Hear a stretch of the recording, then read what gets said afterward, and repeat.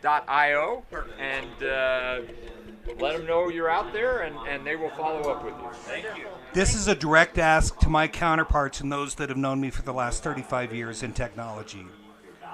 There are only 150 jobs created every year for the 3,000 members of the Navajo tribe. That's bullshit. We can do something about it. These guys can do something about it. You can do something about it.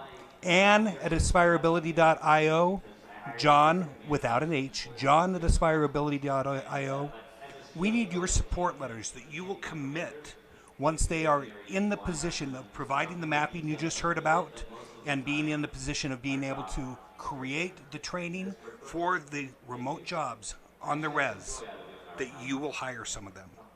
You know who you are. I'm going to hold you to it. Thank you very much. If you guys can move off to the side, we got our next group. Thanks, Joel. All right, thanks. Hey, thanks a ton. Yeah, thanks, John. All righty, come on up, Anthony. And what was your name again? All right, Danielle. Thank you. We've got an interesting juxtaposition here for you. I will let you break sometime soon. Okay. I got Michael Dallin coming in. Okay. Okay, we've got our amazing Ted McAleer, who has vetted probably more people. Jeremy might have vetted more because of the students indirectly, but it's cool because every audience should be able to have advocates that the opportunities for them can reach them. And that's one of the most incredible things that what you have that's here and in here in the continuation of the community that we have here, which is the theme of this Silicon Slopes 22.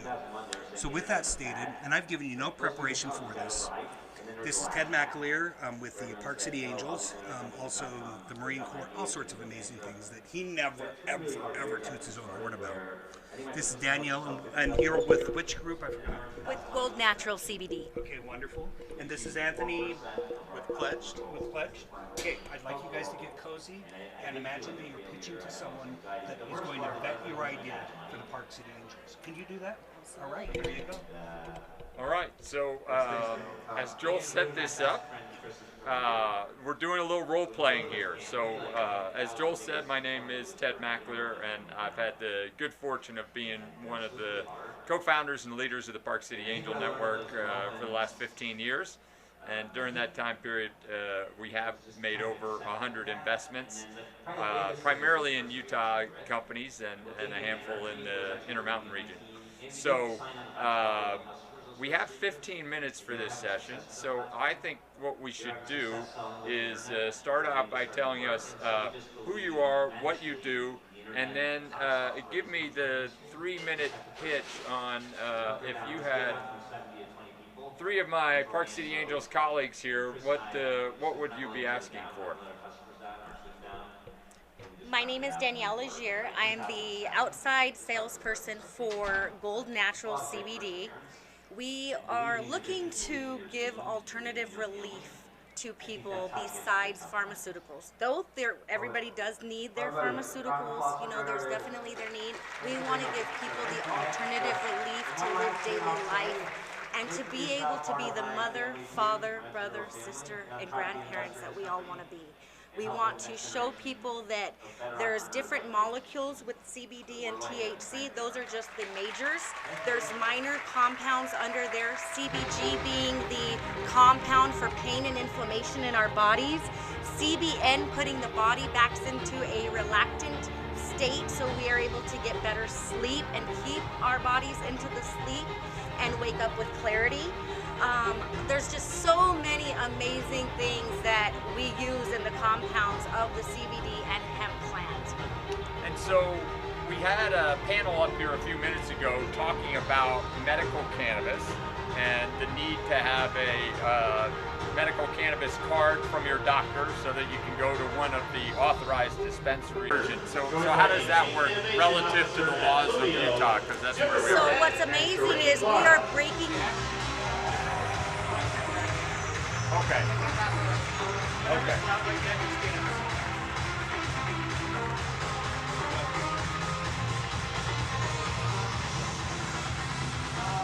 And here for a love fest from Provo, we have Jimmer Ferreira. I feel like I won the golden ticket. All right.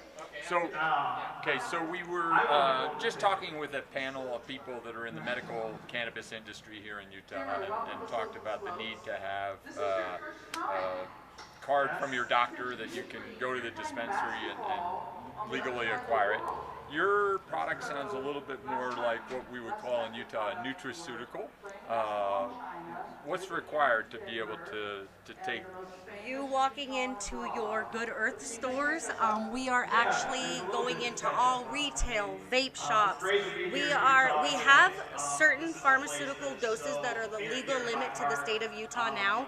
Utah is breaking down many barriers, and the stigma is being brought down because of the education that we are really being able to assist and answering the questions that everybody was in fear of asking. Unfortunately, there is a stigma here, and when they're asked, you see that there's this whole world behind cannabis that no one ever even knew of. And so you're able to go into your local vape shops, Good Earth, vitamin stores, and get even 10 mgs of THC now to every basically 100 milligrams of CBD. And so what is the limit that keeps you out of medical cannabis and keeps you more in that nutraceutical formulation? It all goes by volume, actually. So Okay. it all goes by volume, but so for an example, our 2-pack gummy has 200 milligrams of CBD, where we're allowed to put 20 milligrams of THC, meaning 10 milligrams per gummy. Okay. All right. Great. And now we're going to switch to our other member of the panel here. Please introduce yourself. Who are you? What do you do? What do you need? And then we'll facilitate that into the conversation. Awesome. So my name is Anthony Coletech. I'm the CEO of Pledge. So we are a CRM for higher education. The reason we started doing that is we saw there are things like Salesforce that are being implemented by schools, but they're not really targeted to them. So you can't do things like for protected data. You can't have real data flow between all of their systems. So we built something that's kind of like a hub, like a scope model, where data can flow through us. We have certain applications that are going to be native to us, but we're also going to have a platform for third parties to build directly onto our platform. No one can really do everything. So myself and my two co-founders have been working on this portion for about 10 months, and now we have our MVP, which is a corporate relationships management portal. So that means schools can manage basically every touch point they have with corporations. So that might be capstones, that might be jobs, donations, research, IP licensing, and that's all going to feed into one dashboard where they can build a composite score and determine how are we managing these relationships, what are we falling short on for specific companies if they're in this matrix, what should we do more with them, because we can see their potential for giving is much higher than what we've tapped into, things like that. So I had the good fortune to work with a higher education software company from 1999 to 2004.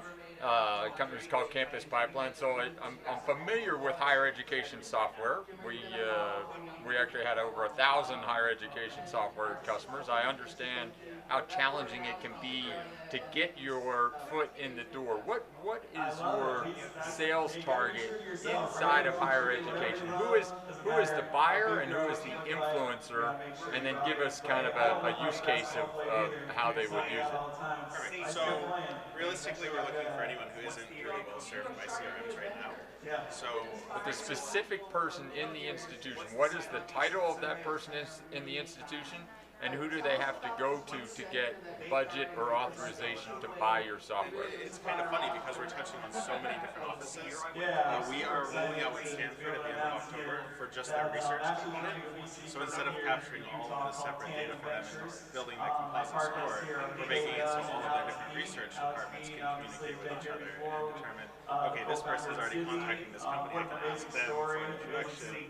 We have this research project coming up. I think this company would be a really good fit, but I don't know who's already talking to them. I don't want to be the 50th person calling them this week. So historically, there's a piece of software that the advancement offices have used, and some of the other stakeholders have used. Blackbaud, for example, right?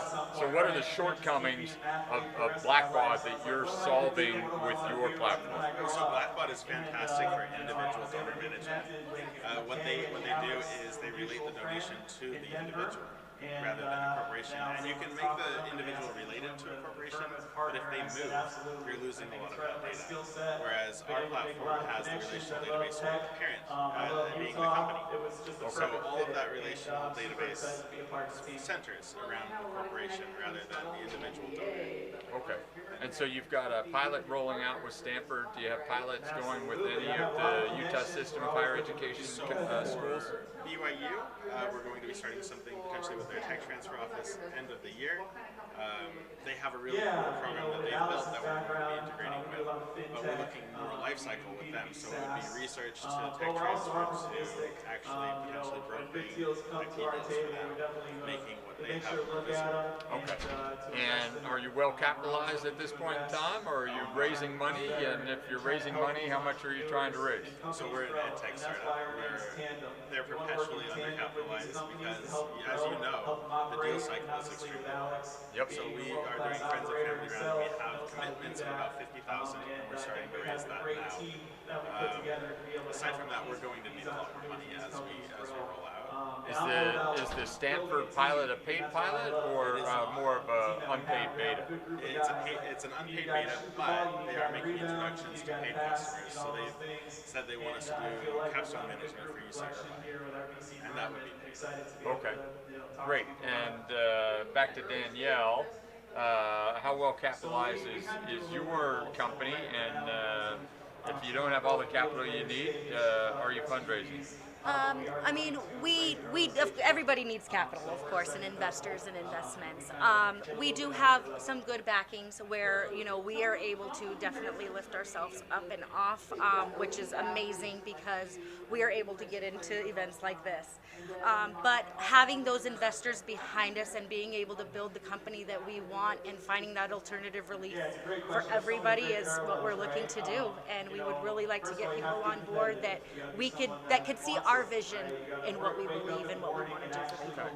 So remind us again who you are, the name of your company, and how people would go about learning more about your company. I am Daniella Azire. I'm with Gold Natural CBD here local to Utah, and you can find us at goldnaturalshemp.com. You could get a hold of me at Danielle@goldnaturalshemp.com. Okay. I'm Anthony Coltonuck with Pledged. You can find out more about us at pledged.to or email me at anthony@pledged.to. All right. Well, thanks for joining us. Again, we're at Silicon Slopes talking to entrepreneurs that are growing their companies and trying to find more capital and strategic partners. So thank you for being with us here today. Thank you, sir. Have a great day. So that's the advice I give them. So, Jim, if anyone says to you, "Oh, Jim, you're having a..." Thank you, Michael, for letting me hand off. I had zero preparation on that one. I didn't even know who I was talking to. So he wants to It's called the Jimmer Room. Yes, it is. I've been there, and I remember when Josh brought me over there. It was like, "Hey, I want to show you this." Said right on the door, "It's the Jimmer Room. This is where we close."